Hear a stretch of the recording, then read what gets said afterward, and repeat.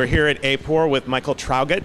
He's a professor of political science at the University of Michigan, but also since February, he was appointed as chair of an ad hoc committee to look at the problems of polling in the New Hampshire primary and in some of the other primaries this year. So I just wanted to ask you to help tell our readers a little bit about what has the committee been doing, where are you at this point? Okay. Well, I was asked to serve on this committee because there is a concern in AAPOR about the overall image of the profession, because the work that's done in pre-election polling and the accuracy of that work is related to how the entire profession is perceived. So Nancy Mathewitz, the current president of AAPOR, asked me to serve in this committee and to chair it.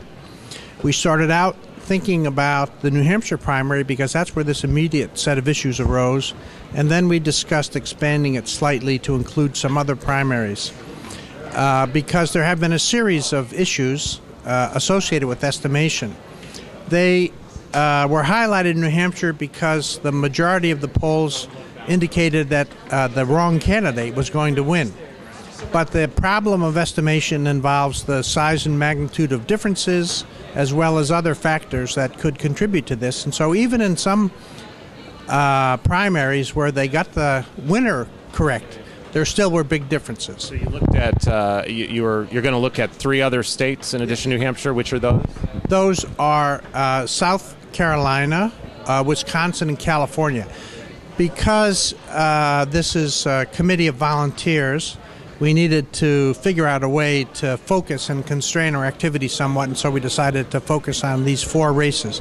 But not just on the Democrats where the original problems arose. We think there are things to learn by looking at both the Democratic and the Republican results in all of these states. So I know that you looked at, or you've asked for sort of 3 categories of information from the pollsters about the work that they've done. If you could just quickly review what that is and about how many firms are involved. Yes. We made a list of all the firms that polled in these 4 states. We think it's about 30. Some of them, did more than one state. And Nancy has requested 3 levels of information from them. Some is descriptive methodological data that would be, we think, required according to the AAPOR standards for disclosure.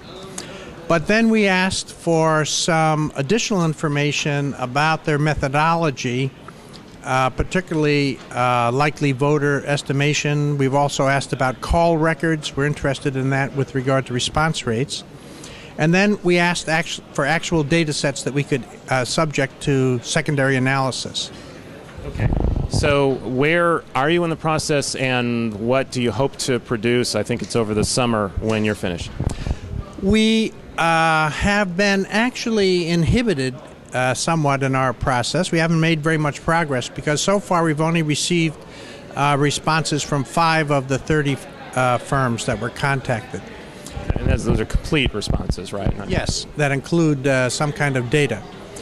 And but we're now about to pick up the pace, and we're hoping to produce a report by the end of the summer. We don't know whether we can do this before the conventions, but we think that this schedule is very important because of the changing nature of general election coverage.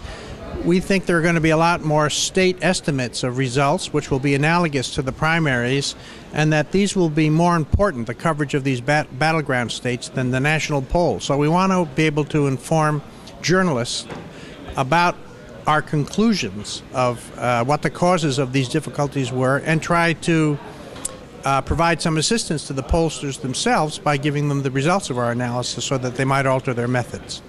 Terrific. We're going to look forward to seeing those results when they're available. For pollster.com, this is Mark Blumenthal. We'll be up with another interview soon.